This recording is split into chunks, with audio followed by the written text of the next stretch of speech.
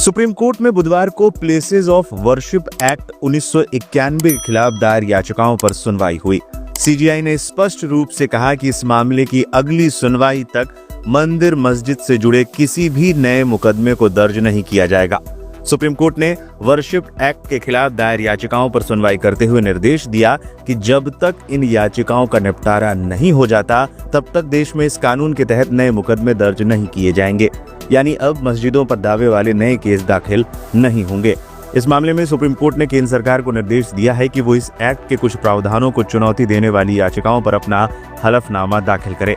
अदालत ने केंद्र को 4 सप्ताह में याचिकाओं का जवाब दाखिल करने को कहा है। न्यायालय ने केंद्र सरकार द्वारा याचिकाओं पर जवाब दाखिल किए जाने के बाद संबंधित पक्षों को जवाब दाखिल करने के लिए 4 सप्ताह का समय दिया है। न्यायालय ने कार्रवाई में हस्तक्षेप का अनुरोध करने वाले मुस्लिम निकायों सहित विभिन्न पक्षों की याचिकाएं भी स्वीकार कर ली हैं। सुनवाई के दौरान क्या रखे गए तर्क?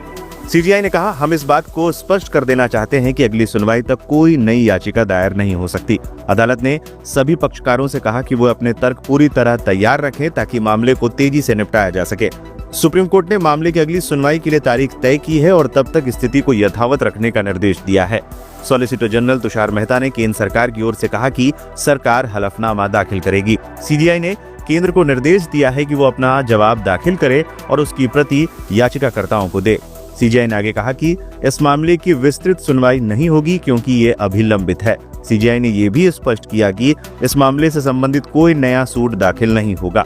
सीजेआई ने कहा कि कई सवाल उठाए गए हैं जिन पर अदालत सुनवाई करेगी।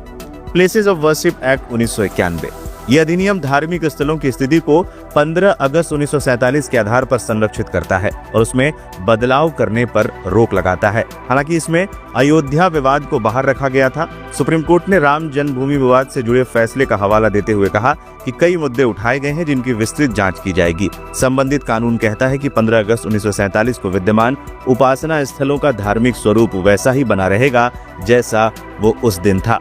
ये किसी धार्मिक स्थल या फिर उस पर दावा करने या उसके स्वरूप में बदलाव के लिए वाद दायर करने पर रोक लगाता है। प्रधान न्यायाधीश संजीव खन्ना, न्यायमूर्ति संजय कुमार और न्यायमूर्ति के.वी. विश्वनाथन की पीठ ने इस मामले की सुनवाई की है। सीजेआई ने इस दौरान ये भी कहा कि मामला न्यायालय में विचाराधीन है।